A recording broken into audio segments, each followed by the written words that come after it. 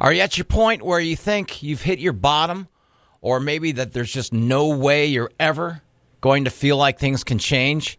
I was like that. I really was. And I want you to know, my name is Bromo, by the way. I want you to know that there is a way out. Please join us for my podcasts. Hey, all right. My name is Bromo. This is There Is a Way Out. This is episode number 13. And here's the cool thing. I'm almost done with my story. I am. Today is the 30th of January here in Bismarck. We could see record high temps. We could be at like 55 degrees. And I'm telling you, this time of year, when that happens, you will see people out on bicycles and rollerblading. Well, maybe I won't say rollerblading because there's still some parts of snow on the ground. I mean, there's in a lot of areas, but it's like everybody goes out and flies a kite. Maybe not, but the thing is, we're not used to that kind of warmer temps at this part of the winter season. I know it's still relatively early. Like my engineer was telling me, we could see snow sometimes as late as May. And I believe it. I do. There is a way out. My name is Bromo. Again, my sobriety date is 2/17/09. Again, I am not an expert.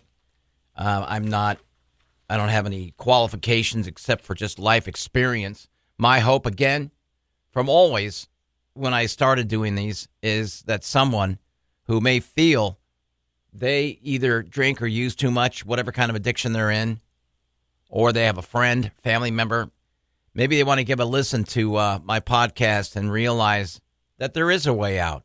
I felt the same way years and years and years ago when I was in my bottom, that I would never be able to pull out, that I would never even go a day without drinking. And, you know, through friends and AA and strength and just striving forward, I've realized a much better life than ever, even when I was drinking. And I will admit some of those drinking days were a blast. However, do you think I would ever go back to that? Well, I could slip and fall. We all could. And that's one of the reasons why we use our strength to keep track of each other. My sponsor, his name is Dave, and he's awesome. He lives in San Diego. My best friend, Dave, he and I had not spoken for quite a while after I had really deserted the show by my own selfishness and weakness in drinking. And when I needed to get away and get help, one of the coolest things was when I was in Pathfinders, and I was away from the show for quite a while now. It was right around Christmas time. He actually let me go on the air and tell everybody what was going on, because in my absence, when I was gone, he protected me in so many different ways. He did not let people tell. He did not tell people. You ever do that? Do you ever get your sentences mixed up? He did not tell listeners of the show where I went. And you know, I'm not trying to brag or anything, but a lot of people were wondering what happened.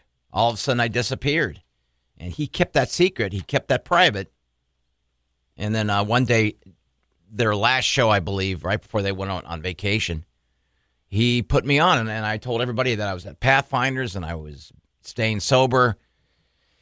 And it was a real awesome treat. It was sad for me because I had been on that show so many times before, but it was a sign of moving forward desperately and that's what I was doing. I wanted to say a couple things that I didn't touch upon. When I realized with a brick hitting my head that I needed to get my act together after Rob and his unfortunate suicide, when I heard the news from that and I realized that single second that I needed to move forward, I did, and it took me a little bit before I got a sponsor that I was comfortable with, and then when I remained with that sponsor and I did the steps, I started listening to people at the podium. Never before did I really show hardly ever did I show any interest of anybody who would go up to the podium and speak. But now suddenly a light bulb that had clicked on in my head, I started listening to everybody who went up to share. Didn't matter if they had 30 years sober or 30 days sober. I listened and I started realizing that we all have the same thing in common. We're all hurting and we're all getting our lives trying to get back in order again. And we all have that common goal of sobriety, and we want our journey to continue, and we need each other. I never had thought that before, and I forgot to mention that, but that was one of the coolest things that I started realizing, that I enjoyed going to meetings now. It was, it's hard to explain, but I know that that you can understand this. It was kind of like going someplace that you feel so comfortable right away. Didn't even matter if I was walking into a room for the very first time. I could go to any city and go to an AA meeting and feel at home. And I can look around and see the people that are being tormented, see the people that are recovering, see the people that are first-timers, see the old-timers, and have people come up and say hi, introducing themselves. It's a brotherhood, sisterhood that's really incredible. And it's one of the things I love so much about our program and about my lifestyle now is that I'm no longer embarrassed. And it took me a while before I was able to say that, but I haven't been embarrassed in a long, long time to tell people who I am, how long I've been sober. I'll show you my tattoo if you ask me. You see it. The steps, the 12 steps. Obviously, the hardest step is to make sure, and you'll know it, when you 100% surrender. 100%. And that comes with time. As you've heard my story, you've heard me relapse, you've heard all the stories where I was lying and faking and telling everybody that I had it made. I didn't have it made. But once again, it's part of the process. And you'll hear people say that. Relapse, part of the process. A lot of people don't like that term. And I understand that quite a bit. I do. Some people think it's a lazy term or an excuse to say, yeah, I can go out and get loaded or I can go out and get drunk. And then I'll start on that sobriety journey again. Because remember, it's part of the process. It is. It is part of the process. However, once you stay sober and you figure out your own pattern and your own ways of going about it, and you enjoy the lifestyle that comes to staying sober, as far as people start to look at you differently, people start to trust you slowly. Some people may never trust you, and that's another one of the steps. I believe it's 8. I'm probably wrong. But I believe it's number 8, where it's time to make amends to people that you have done wrong. And when you go with your sponsor and stuff, and you write down certain things, and I will tell you about that a little later on as well. It's a process of going to each person that you feel you've harmed, and you want to make amends to them. And that's very important. You don't want to try to leave anybody out, especially the ones that you know for sure you've made harm to. When you do that, of course, not everyone's going to take you back with open arms. And that's one of the things that I learned, and one of the things that I found out by experience. And one of the amends I made was to my friend Dave. And I know exactly where I was. I was in a supermarket in Vaughn's. And I believe he called me out of nowhere. We hardly ever talked. We hadn't talked in quite a while. And he asked me how I was doing, and I took that chance because I'd been working with a sponsor now on the steps. That time that I talked to him on the air, I had not had a sponsor. I had not even done the steps, but this was off the air, and this is quite a while later, maybe in my second year of sobriety. He called me to see how I was doing, and I made amends right away. I humbly asked, listen, and I told him, this is why I'm doing this. It's part of my program, and I need to make sure that I can, what do I do to make things right? And, you know, a lot of people will be so glad and say, look, we're good, or however they want to handle it. And here's the thing. There are so many stories. I remember once a guy had stolen some things from a store, and he did that a lot. And when it was time to make amends years later, he went back to that store. He tracked the manager down. He says, what can I do to make it right? I have some items written down that I believe that I remember I stole from you. Can I give you some money? And the manager was so thrilled and impressed of his honesty that he said, we're good. However, when I tried to make amends to a certain person and this person had wanted nothing to do with me, I was told by my sponsor, you try 3 different times. Not like 3 days in a row, but 3 different times. And if that person will not accept your amends, well, you move on, unfortunately. You move on, and that's how it goes. You've done your best. So getting back to my earlier years of sobriety was great. I was still doing the bill collecting thing, which was not so great. It really wasn't. And I got a phone call from a guy who, remember episodes before when I told you that my dad wanted me to get into radio? He saw an ad in the newspaper called American Dream Broadcasting. Well, one of the guys that actually graduated from that school, graduated, which I use in terms, he was now working in Fargo. He had a radio show out there with another guy. And man, when I was on my feet and I got out of recovery, I really wanted to get back into radio, but nobody would hire me. There were no jobs open, and I had tried to get back on the show I was with before, and they had nothing, and I don't blame them. I mean, look, that fantasy of me being accepted back with a red carpet and a Corvette pulling up to the house with a blonde coming out with a bunch of money and cigars, that fantasy was gone a long time ago. So this guy calls me out of nowhere in Fargo. He says, how'd you like to come out and be our producer? I said, really? And I thought about it. Fargo. Where the hell's Fargo? Oh, Fargo, the movie. Fargo, North Dakota. So I weighed my options. And the people I lived with, they had listened to my options, and they didn't want me to go because the pay was pretty low. They had said to me, why don't you just take another job out here and stay here?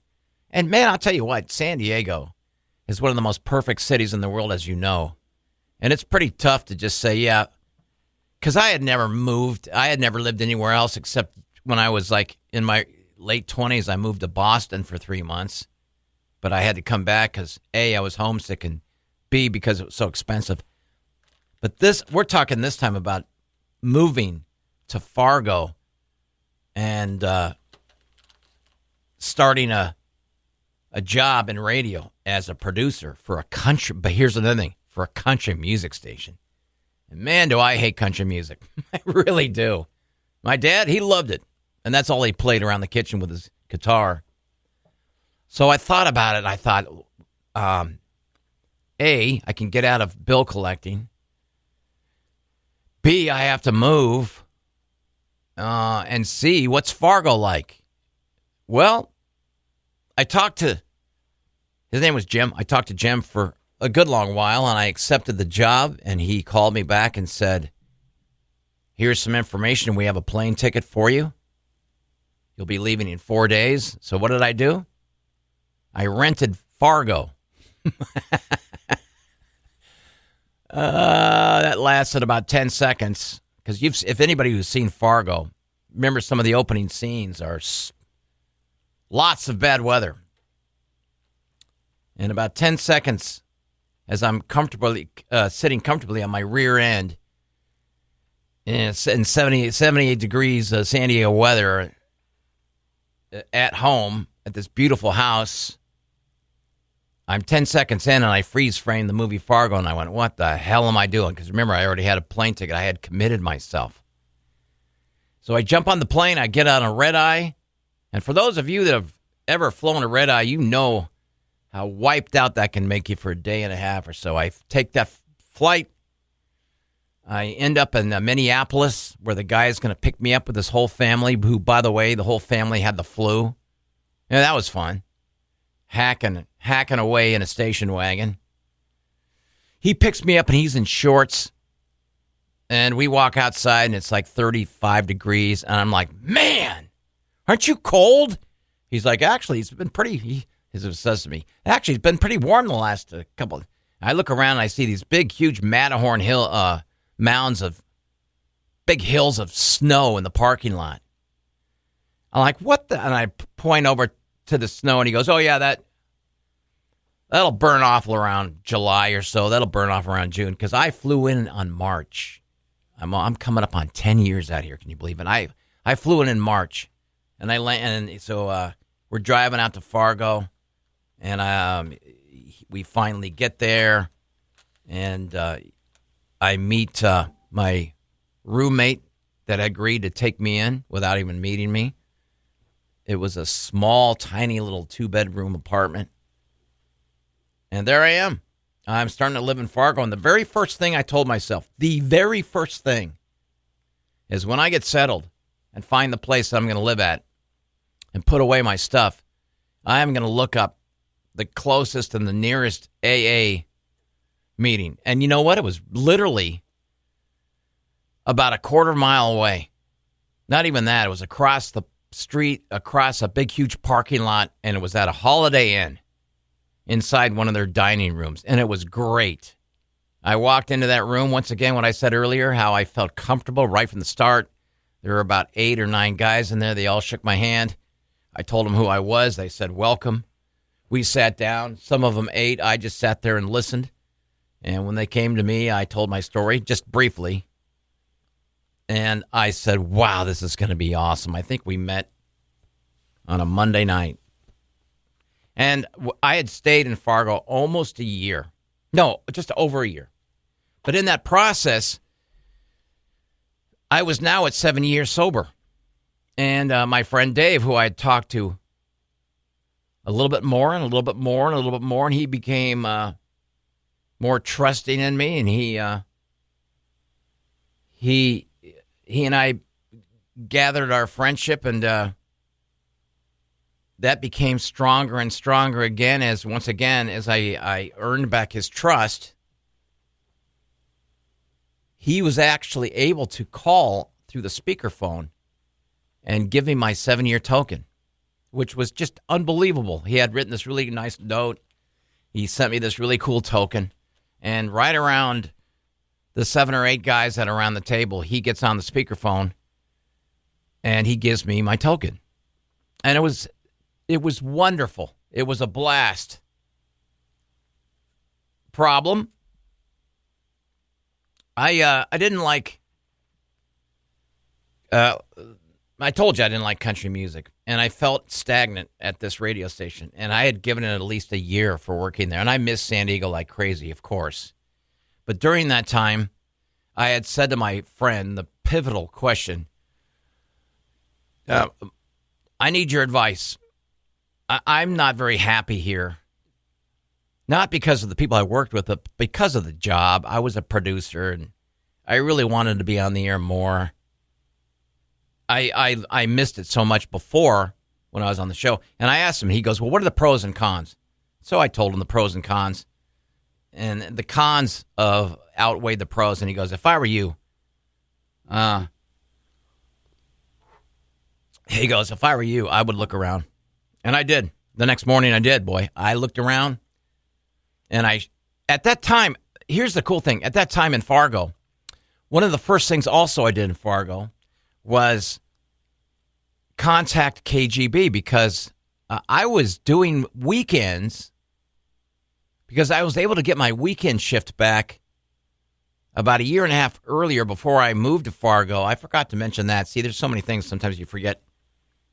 And they brought me back for a chance to be on the weekend, and I was doing that for about a year and a half until I took this job in Fargo. And my worry was, when I moved to Fargo, of course, was I going to find an iHeart radio station, because that's where you needed to record your shift, and then they it gets mapped out to San Diego. Does this all make sense? The problem was there was no iHeart radio station in Fargo, but there was in a place called Grand Forks, and Grand Forks was about 80 miles away from Fargo. So I would drive, after I would work at this country music station in Fargo, I would drive to Grand Forks, get in there, and I was able to record my weekend shows for KGB. So the cool thing was now I was doing country as a producer, and I kept my weekend shift in San Diego. Still, I was able to hang on to that, which was big for me. So my friend said, what are the pros and cons? I told him the cons. He said, look, if I were you, I'd look for a new job. So I turned around the next day, and I called the program director at Grand Forks, where I had to go once a week, and I said, look, Brian, if there's anything that you can hear of, anybody, anywhere that is looking for a morning show or looking for somebody, will you let me know? And he got back with me, and he says, as a matter of fact, Minot, North Dakota, spelled M-I-N-O-T. They are looking for a morning person. I said, oh, great. Do you know who it is? And he told me who it was. He says, can you get a hold of her? He goes, yeah, send me an email. I go, can I do it right now? And I was so excited. So I sent him the information. He sent it to her, and she got back to me, and she said she called me for an interview, and that was a 55-minute interview. I wouldn't stop talking. I was so excited. I saw this vision of moving out to Minot. Now, I had never been to Minot before. So I'm still living in Fargo. I'm still working at the country music station, but I'm keeping my fingers crossed because now I got a chance, underline the chance part, to move to Minot to do mornings by myself. And boy, for about 3 weeks or so, it was agony. Wondering and worrying, will I get this job or not? And every once in a while she'd check in, just checking on you to see if everything's good. And I would analyze that text over and over again. What does that mean by that? Just checking to see if you're all right. Does that mean if I'm all right, if I'm not drinking? And finally, she sends me a message the day before. Hey, will you be around at 4 o'clock tomorrow afternoon? I said, yes. So I called Dave up, and I go, what do you think that means? And he goes, well, it could mean that she's really conscientious, and she wants to call you and say, hey, look, great that you applied, but I'm sorry, we moved on with someone else. Or B, you got the job. And man, did I worry. All that night, into the next day, did I get the job or not? And I was going crazy. And I remember going out to Grand Forks that afternoon to record it was a Friday. I went out there to record my weekend for San Diego. I get in the car as I'm leaving Grand Forks. She calls me, and she says, listen, just want to let you know you got the job. And that's all I heard. So take the weekend to let me know if you want it. I said, I don't need the weekend. I want it. I want it. I got the job.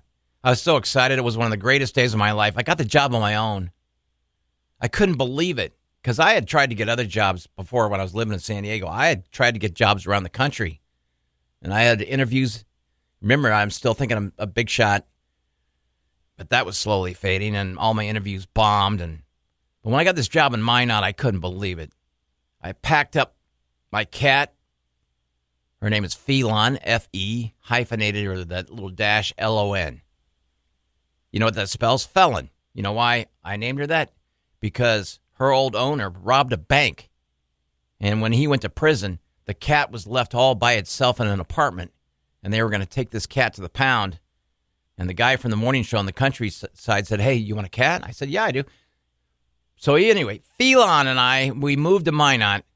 And I started working in this tiny little town, and I ended up working there for 4 years. And in that process, I found 2 places I would go for meetings. One of them actually allowed you to smoke inside. And I'll tell you how cool that was, lighting a big old cigar inside, about ready to share in this cool little room downstairs. Lived there in Minot for 4+ years, maybe just past 4 years. I don't know how long it really was. And then I started doing my There Is a Way Out podcast because one day my boss, Allison, says, hey, they want us to start doing podcasts. And I go to her, I go, I don't know a thing about you. What do I talk about? Talk about me. And she goes, hey, why don't you talk about something you believe in, something you feel strongly about? Recovery. And I looked at her and I went, that's a damn good idea. And she said, I know, that's why I said it. So I called it There Is a Way Out. And I racked up 30 of those podcasts. And then I got laid off, like in January or whatever it was.